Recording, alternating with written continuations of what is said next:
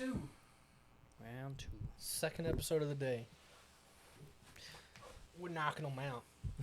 Do you still like the 2 episodes? I personally do. I gives Which, me, I mean, I was going to say, yeah. It gives me time to go home and relax next week. Yeah, it is nice not to have every Monday. Yeah, it's in like every weekend or something like that. Like it opens. I don't have to do anything on weekends if I don't want to. We don't do anything on weekends anyway. We've strictly moved to Mondays for recording. But, anyway, all right. Well, you're this on is gonna Devo. be a lighthearted episode. I'll tell you that. We're here. Today's fun. The Devo is not gonna be lighthearted. No, it's actually gonna play basically a lot of what you talked about last week with your new tattoo design and just coming from an understanding position of to be like Christ is to basically willingly go to death. Yeah. In service or following, obedience, whatever it might be. But having the mentality to like ultimately sacrifice your own life for Christ. Which obviously, yes, that is the goal. Jesus talks about taking up our cross daily. Why would you take up a cross unless it's to go be slaughtered on it, kind of thing? Like, that's kind of the mentality. And that was the mentality he was trying to get across when he talked about that. But, so I'm actually going to go a little farther back in the Old Testament, but it's it's the same representation. Is that out of Isaiah? No. We're still, it's kind of online with what we're still talking about, church. Slowly going through Genesis. Oh, dang, we way back there then. Week in and week out. It's about Abraham and Isaac when he goes to sacrifice him. Kid, that's the perfect example as far as Old Testament is of that sacrifice being made. Like, obviously we're not parents, but we want to be. I think we can ask any parent alive, and they'd say the hardest thing in the world would be taking their son to be, son or daughter or their only child, to go kill them, to sacrifice them to God. And one of the things that I like that the pastor talked about, I think it was a couple weeks ago, I can't remember, it was one of the mission boards. I can't remember which one exactly. One of the Baptist mission boards. They used to have a logo, and the logo it had their name around it, and in the center of it, it had a stone altar, and then in front of it, it had a cow, and then it had a plow. And I believe the saying was ready for either or ready for whichever one he decides or something like that. Something along those lines. And basically, and the mentality of it was because Isaac went up with Abraham, and Abraham knew what the plan was. Knew God's promise, which was, through your son, you're going to have many nations. But he also trusted in God enough to know that, like, oh, he's going to give me his sacrifice. Yeah. He hasn't shown it to me yet. He hasn't given me the ram or the bull or whatever, or the cow or whatever it was. I think it was ram. But he was willing to say, okay, I'm going to do this because I know God's going to provide a way. I would love to know what Abraham was thinking as he had the knife up, like ready to kill his son. Because that is a verse in the Bible. It talks about he was bringing it, about to bring it down. About to kill his son. So I want to know if he was still thinking God will somehow... Yeah. I think the harder truth of that is I think, and again, this is all speculation because obviously we don't know what Abraham thought in the moment. There was a moment where at the bottom, so Abraham with Isaac brought 2 of his servants to help carry the luggage or whatever. When they were at the base of the mountain, he told his servants, he said, me and the boy are going to go up and we'll come back.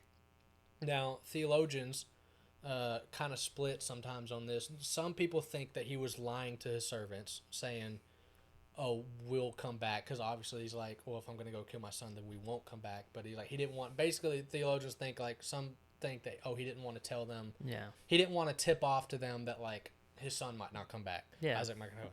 But Pastor brought up a good point. He was saying, he's like, what if he wasn't, like, deceiving what if he was thinking me and the boy are gonna come back? There's two ways that this can go. Either God's gonna give us a sacrifice to sacrifice, or Abraham had so much faith in God that he believed that if I kill my son, God will bring him back. Yeah. God will bring him back, raise him back from the dead, something like that. And I think that could go hand in hand with what he was thinking about when he was like right here. Yeah. Was thinking, I'm about to kill my son. He's got to bring him back then. Like, this is the son that he promised me. This is the promise that he made that we're going to have nations that we can't even count and all that stuff. And I think that aspect of faith is more than just God will provide another sacrifice. Yeah. Like, obviously, like to believe that, okay, I will do this because somehow, some way, God is going to bring him back. That is a lot deeper in my head than like, oh, well, God's going to show us a ram when we get up to the top or something like that. Yeah. And obviously he did. But back to that logo speaks volumes. It's kind of like what your tattoo idea was, is like, I'm ready for either or. Like, if I have to die, I'm going to die. Paul talks about to live for Christ. Is for Christ, to die is gain. Yeah. Obviously, it's talking about if I'm supposed to live, then I'm going to live obedient to God. I'm going to do what I can. That's the plow. That's you're sowing the seeds. That's sowing it. That's working. That's working the fields. That's doing my obedience to God. Or I'm gonna die and then I'll just be with God. Like, I'll be in heaven. So that mentality, just to have that, like, I really like that logo. And it was really, it was like stone platform, and it was a cow and then a plow, and it was literally like, I think I want to get the right quote, but it was like ready for either or something like that. I mean, again, that's it. When I wish I could remember what song I was listening to, but it just kind of talked about, just like our whole goal in life is to be like Christ. And like, if I'm living like Christ, then I'm doing what I'm supposed to do. Like, I remember when I was growing up, I was always like, I don't know what God wants me to do. I know what I want to do, but I don't know what God wants me to do. And actually, it was my now father-in-law who helped me kind of figure out that it's so much more simpler than we make it up to be. Like, we feel like if we're not, saving people we don't save people, but we're not leading people, to Christ daily, or we're not, I thought you were talking about like in a hospital at first. I was like, what? No, I was like, no. We're not, leading people to Christ and showing them who He is, spiritually doing things, things that God calls us directly to do, like being a missionary or being a teacher or doing stuff like that. Like, then it's easy to be like, well, I'm not where God wants me to be. And it was literally like, it was like 5 of us, it was a Wednesday night that they were off to camp, and, and so like, I'm an adult, fresh out of high school, more like, is what the best way to put it is, so I'm still 18. But it was like, I'm at that age where I'm trying to figure out where I'm supposed to be, where God wants me to be. And like, so I'm working here, or, I'm thinking about finding another job, all this stuff. And so it's like, we put that emphasis on, we have to be somewhere, sowing seeds, or we have to be somewhere sacrificing something. But, sometimes we're called to be in the middle of that, and that's an odd spot to be. I work at a mechanic shop. I work with you, and I work with another friend, and then I work with 3 old dudes. Like, well, 2 old, 1 middle-aged, let's put it there. And so it's like, I'm not in like a super, job where I'm, preaching the gospel, or I'm not, they're also all believers.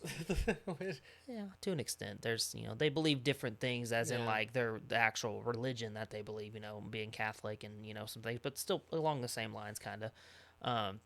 But like, at the same time, like, sometimes I just go to work and then I go home.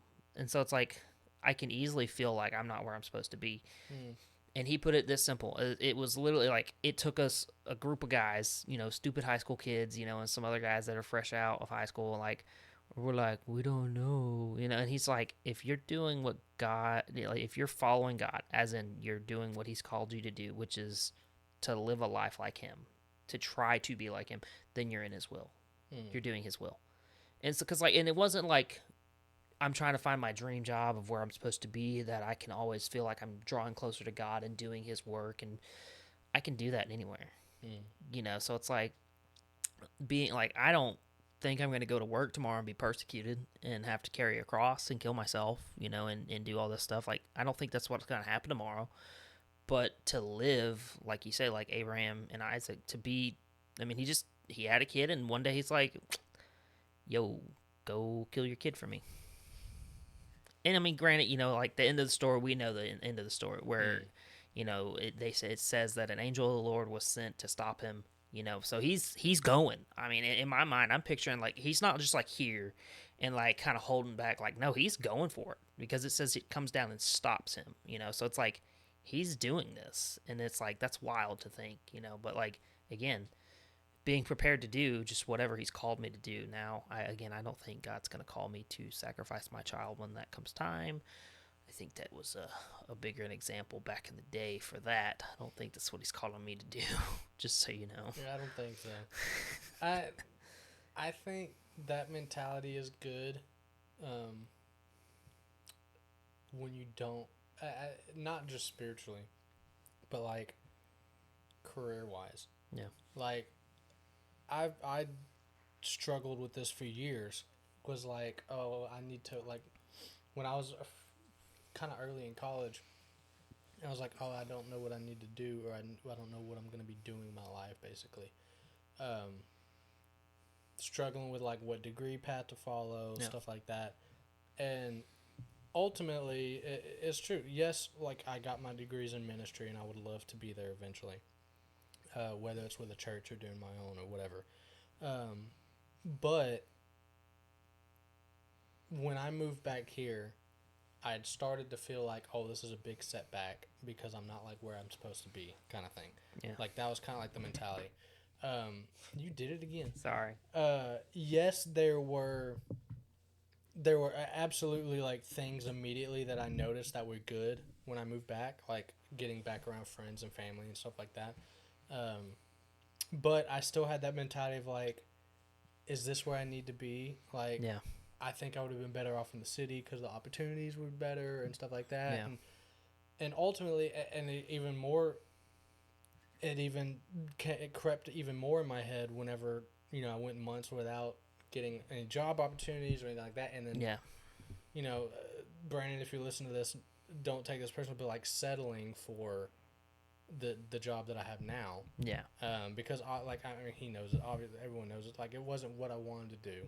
Yeah. It's not what I definitely didn't go to school for it. Like, I didn't have passion for it. It was one of those, like, I'm my back's against a wall. I need money. Yeah. So it was one of those. It was, but when I first took the job, mentally it was like, okay, I have to put my call, like, this is how I felt. It was like, I have to put my calling on hold so I can, like, make some cash. Yeah. So, like, right now I'm just not going to be doing what I need to be, or supposed to be doing, or need to be doing. And slowly it got to the point of, like, after a couple months of it, it was kind of like under that mentality of, like, I realized, like, it doesn't matter where I'm at. Yeah. As far as a career. It doesn't matter where I'm at as far as a city. Like, the main thing is, like, is my relationship with God on the right track? If so, okay, then I'm doing what he's wanting me to do. Yeah, and it's honestly a hard thing to comprehend sometimes, and that's why I think we put so much emphasis on, like, I mean, and like, schools want kids to know their career path as a freshman, and that's just ridiculous. Like, I could tell you right now, freshman year, I would not think I would be where I'm at, honestly. No. Couldn't even think this far. I didn't even know what I wanted to do freshman year. But, like, again, like, in as a kid, my parents didn't, honestly, and I don't know if this is different for you, but my parents didn't push me to figure out my career path. They were very much do what you feel like doing. Do what you feel like you just like to do. Like, find something you enjoy and do it. And that took a little bit. And I mean, even still, like, as of right now, like, no, I don't enjoy my job every day. I don't enjoy everything I do at my job, but there are so many things that I do enjoy that it outweighs the things that I don't care to do. And the things that I look at too in the future outweigh the things that I also still have to do in the future that I don't like. So it's like, and it's not just, oh, I'm going to get paid, or oh, I'm making decent money, No, it's the fact that I get to work at a place, that's so just it it's different. Like I can't think of it. I mean, that's the other word is different. Like the people that are there are different. The attitude, the atmosphere. Because I've worked in the car industry and it's very much every man for themselves. And here, I've never felt like I've been alone. I've never felt like I'm the only one that has to do it all. Like that's never been the case, and I don't and it never will be. Yeah, I mean that alone speaks volumes of just the difference of having. Not because obviously the company itself is not we're not a Christian company. I mean but we pride ourselves on being different. Honestly, we're a company. We're not like a church that's run by Christians. Yeah, that's basically like no, Longview Gear and Axle is not a Christian company. We're not like a not like nonprofit or anything. We're not going serving stuff. Like we're not a Christian. We're not like a Christian based company. Yeah, but it the proves leadership, that the people running it, if they are going down the right path, following the right things, doing the right things, that can change the atmosphere of the entire thing. And it's completely different. Okay, I thought it was like glitchy. sorry. I was looking at making sure it's not glitching. Yeah, it and again, that's to the side of, no, sometimes God doesn't call us to go sacrifice our kid. Sometimes he calls us to sacrifice where we're at. Sometimes to sacrifice, who we're hanging out with. And for me, that was a difficult thing to do. And I know that kind of sounds weird that it was difficult for me to go to the job that I'm working at. But I mean, I didn't take a massive pay cut to go work where I work, but I did take one, and I took a gamble on. I didn't know how to do any of the stuff there, but now it's like I can see how God has used this place to change who I am. And then to me, that's showing me that, okay, I'm where God wants me to be right now. And, whenever he wants me to be somewhere else, he'll make an even better place for me to go to, Yeah, one of the biggest things, and I think I told Brandon this whenever, I was like, one of the biggest things was kind of out the gate, like, I realized, that was one of, like, a realization for me was, like, this is, even if it's not where I need to be, like, even if it's not where I'm going to, like, be forever. Yeah. I was like, this is definitely what I need right now. Because one of the biggest, because, like, when I moved back, one of my biggest, there was a couple prayers that I had immediately, like, when I lived alone in Fort Worth, was, like, one, I'm lonely. Yeah. Because I'm, like, I was living by myself. I was also working by myself, so it was, like, double lonely. And then, and so I was like, I need to be back around friends and family. Well, that was obviously pretty much immediately solved when I moved back home. Yeah. I got back around family, got back around friend groups, started hanging out with friends again. But then I was honestly like something that I knew that I had missed. Basically, in the year and a half that I wasn't between working at DBU when after I graduated and where we're at now, was I was like, I really felt the difference between working for Christians and not working for Christians. Yeah. Obviously DBU, the whole institution's believers, like world, but like the mindset is very different with the people you work with if they're believers. Not saying non-believers aren't good workers, not saying they can't be good people. Or that you can't work with them. At Sealmaster, they were all nice. I was all friendly with them, but there was a difference. Just the personality, just the way we went about our jobs and stuff like that, there was a difference. Even if, the job or conversations or whatever, it wasn't necessarily negative, there was still negativity around it. Because there wasn't, the mindsets weren't the same. Yeah. So that was something that I really, really missed. And I was like, man, and when I got back into it at the beginning of the year working for Brandon and them, I was like, I really noticed how much I missed it. Yeah. Because I did. Like, I loved working at DBU, not because I liked landscape. I hated landscaping. I hated my job at DBU. I was good at it, but it was like, I, I was just good. I was just a hard worker. You just figured it out and went for it. Yeah, but like I hated landscaping. But the guys that I worked around, I loved them. Yeah. I'm still great friends with a lot of the guys who I worked with, and so it's like that atmosphere does really, really do a big difference. Yeah. And you can tell, and when you're out of it, you can really, really tell. And like that was something I noticed immediately whenever I started working. I was like, man, I'm like, thank God I'm back in a good atmosphere. Because like, no, yeah, it's one thing that I'm working with, my best friend, and Brandon and I are really good friends too. Is like I'm working with two of my best friends. Like that's one thing, but like I couldn't even explain. I can't really explain it. It's hard to put into words if you don't just know it. Like if you don't experience it yourself. It's. I mean, because like I said, I worked outside, and when I took my first job working at a car shop, like I didn't know anybody there, so I had to make all the friends or all the acquaintances, that I had. But even still, the every man for themselves mentality was rough, and then that those people don't watch out for me. Because like I've been on the side of having to stay late because so and so promised something and I wasn't there.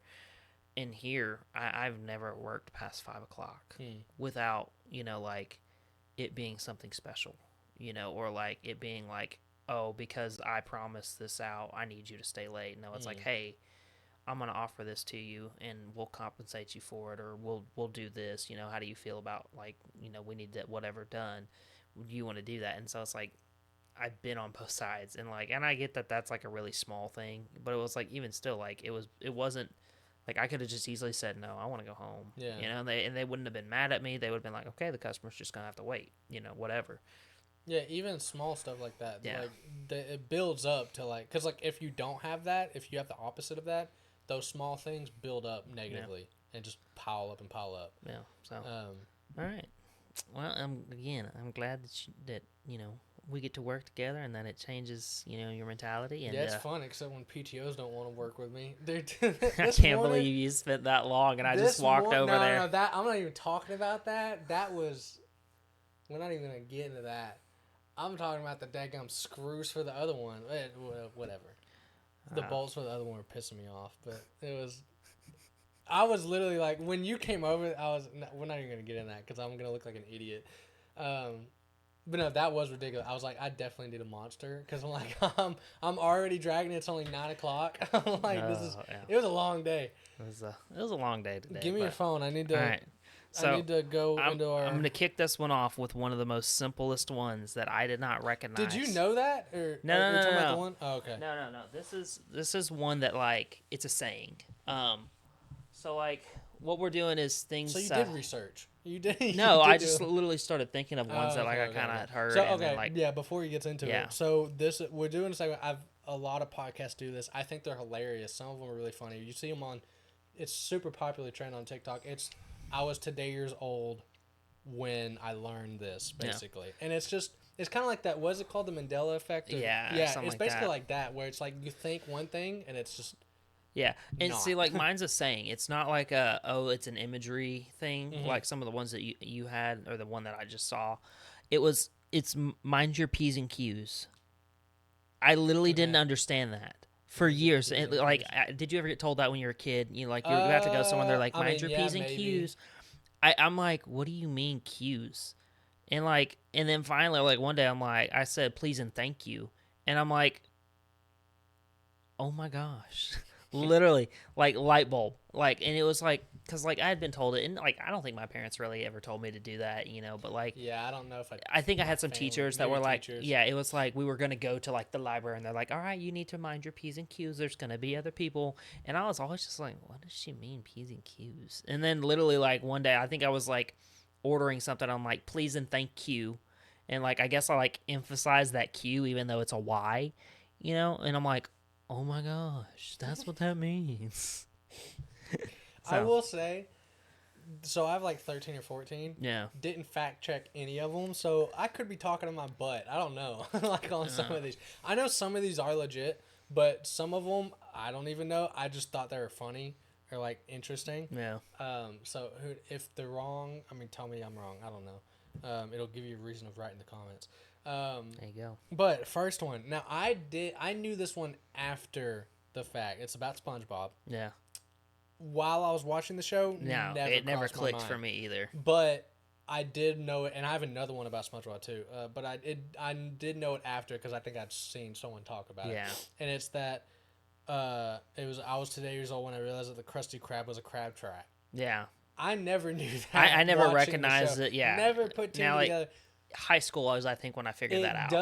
It does go hand in hand with the conspiracy theory. You were talking about you were on conspiracy theories earlier.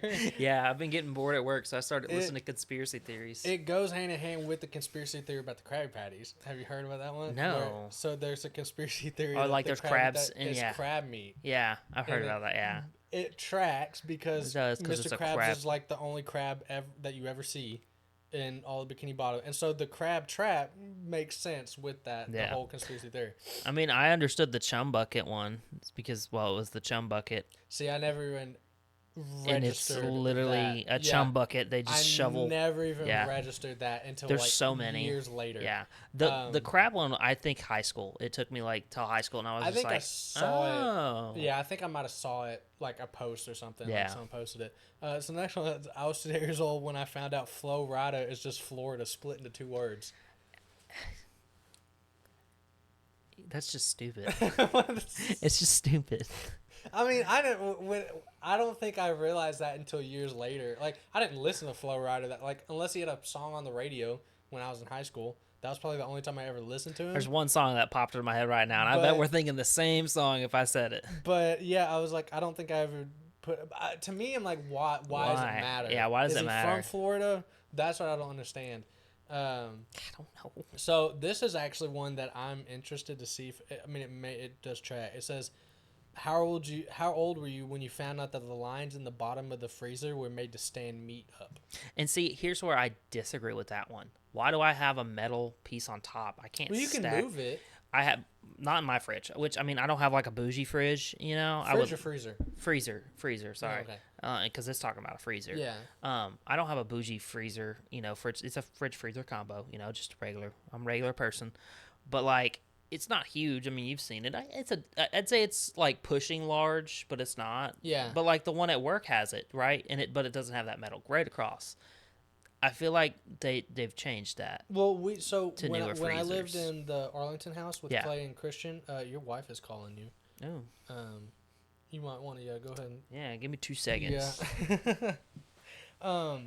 So we had in the Arlington house. We had a freezer that had the crossbar, but I'm pretty sure if you turn the meat packages sideways, it fits. So it makes sense. I think Doug's freezer is just bougie. I think it is, because mine makes sense.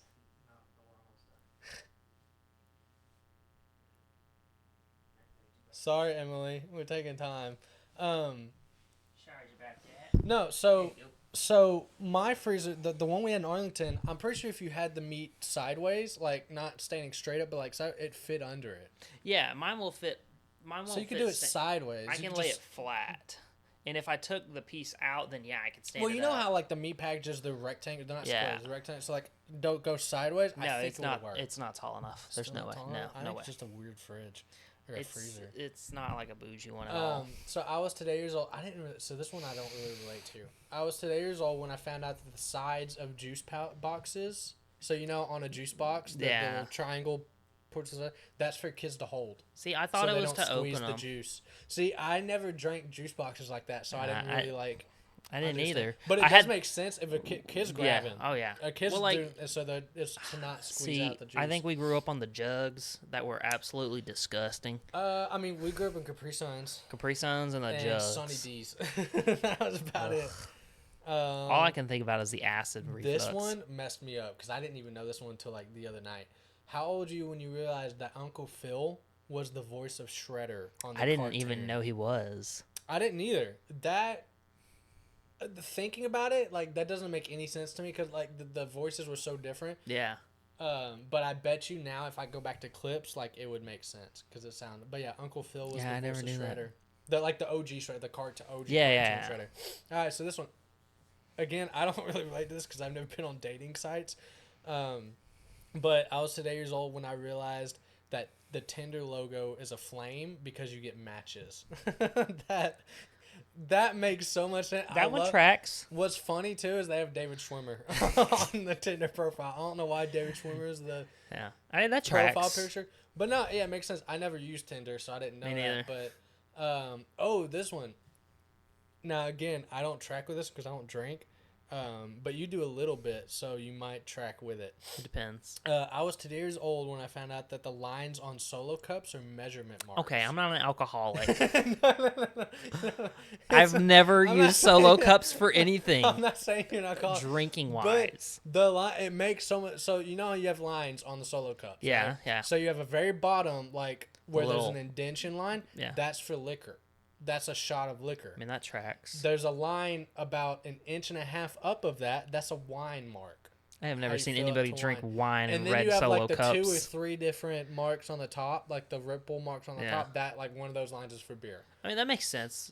I mean, it makes perfect sense. I think I'd heard of something like that, or like I'm saying I think it was like a cup that like, but it was like for like measuring, you know, stuff, and like they had made it customized to where like this was like so many ounces or this was this, and that's apparently what this is. Yeah. So if you want to do a shot of liquor, you just do the very bottom part of it. I don't keep any Solo cups in my house. Sorry. I mean, you're missing out. Oh yeah.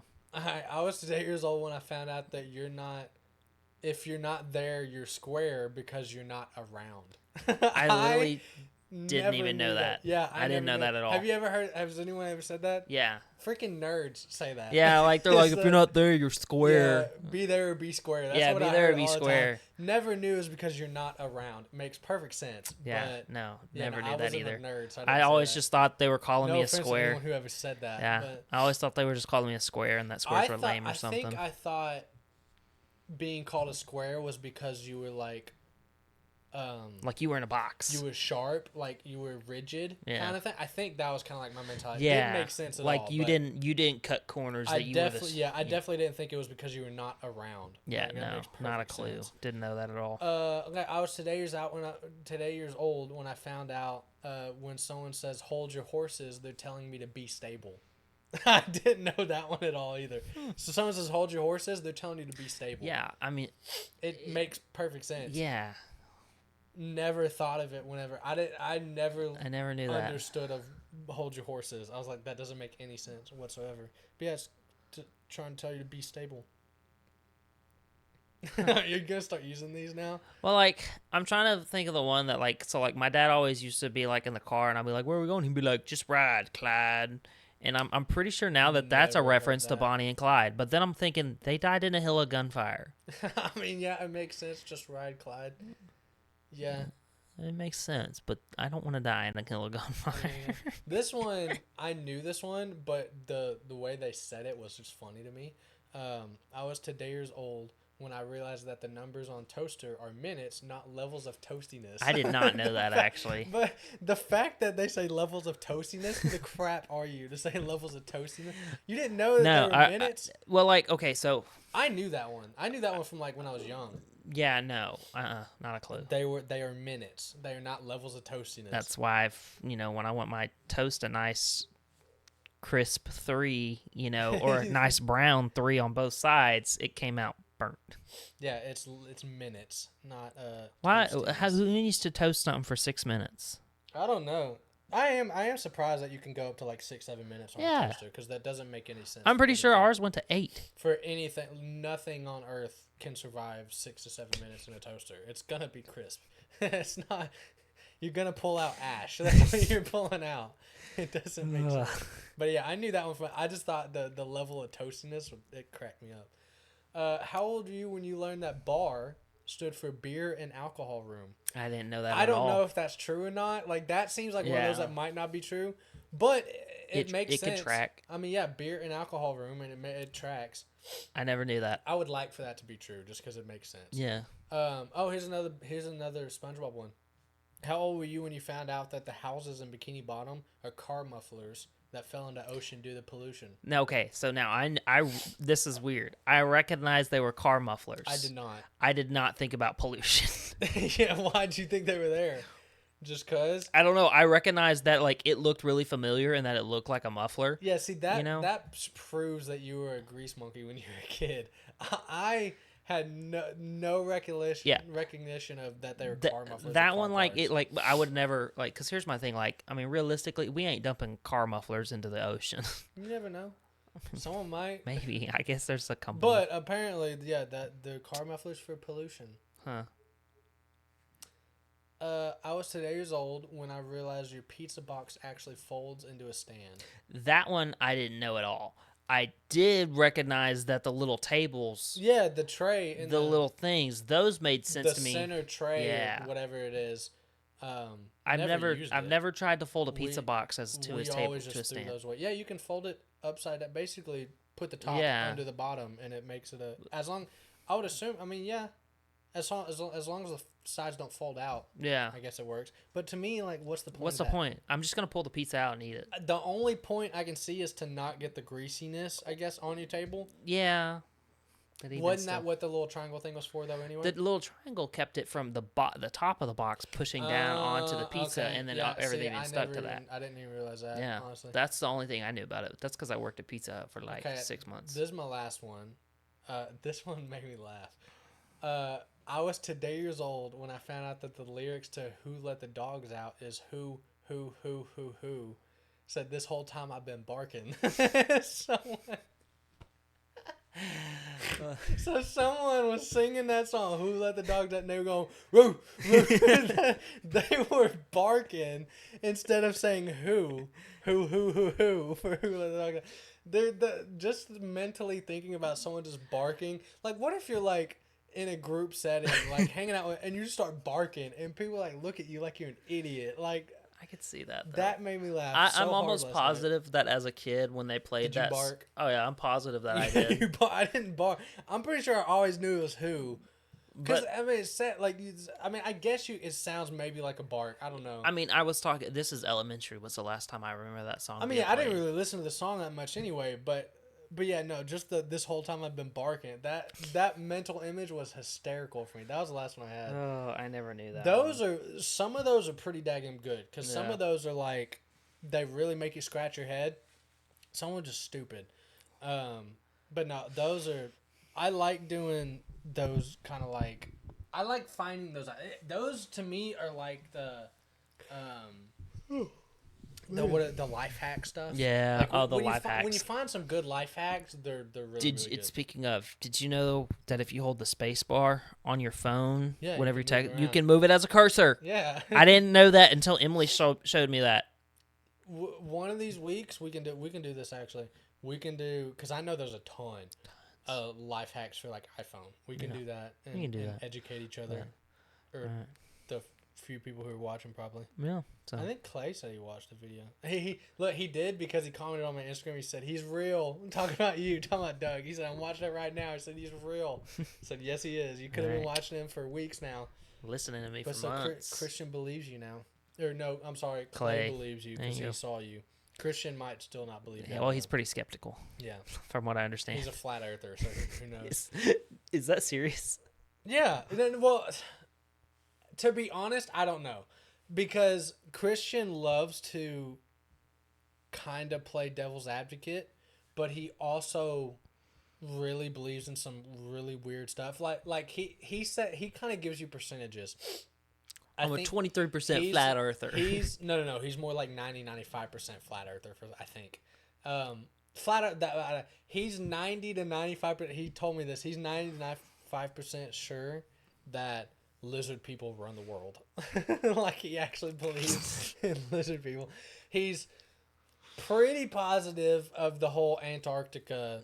Oh, that one? Theory. I'm kind of on board with that one now, depending on which one he's talking about. I mean, there's got to be something going on. The ice wall thing. I don't know about that. He went crazy with it one night. Like, he believes in the ice wall and that you can't fly over it and, like, that there's, like, a utopia within the ice wall, I think. I don't believe that. Exactly what he believes. I believe that we're hiding military secrets in Antarctica.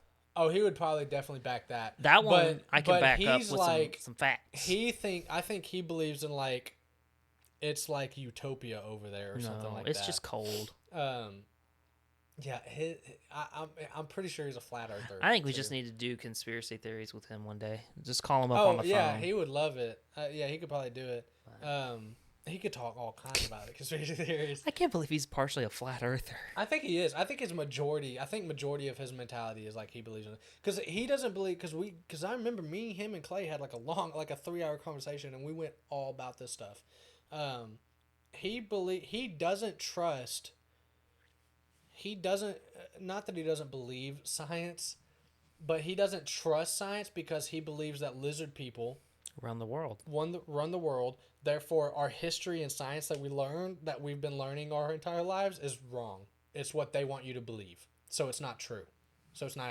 So that's his arguments to why he believes that the Earth isn't a sphere because all the science that backs it isn't accurate science because it's lizard people science. And I'm like, what? I'm like, it doesn't even make sense. Yeah, he just goes around and around and a bunch of different stuff that doesn't track. But yeah, his And there's our talking to him, dude. I'm telling you, this is so like far in advance in the future, but I can't wait to get married because that'll be like probably the first time y'all all actually get together and meet. Because I mean, like, there's not really any reason for you to come with me to Dallas whenever I go. You know, like, there's not. But like, obviously, when I get married, y'all will all be a part of the bridal party. So that'll be the first. The bridal party. That's what it's called, is a bridal party. That's it's gross. not a groom's party. It's a bridal party. That sounds gay. I don't want to be a part of it. Y'all will be. Sorry. Y'all will be groomsmen. So bachelor party, stuff like that. Like, that'll be the first time y'all will probably all meet. This is gonna be a great day. It'll be the best time ever. Because one, Christian will finally have to accept that you're real. I still don't understand. But no, yeah, just you'll get to experience him in the flesh, and it's something that you can't, like, my stories don't give him justice. Yeah. Like, what he is and who he is just an enigma that you have to experience on your own. What is it Patrick says? It's an enigma. I don't know. No, I can't remember what he that's says. who he is. He's someone that you have to experience on your own, and you just can't believe it. Like, so I'm excited for that day whenever it eventually comes. All right. Well, there's our little rant on Christian. So yeah, we'll get in it there. I think we'll call it there. Christian's so crazy. Yeah. See you.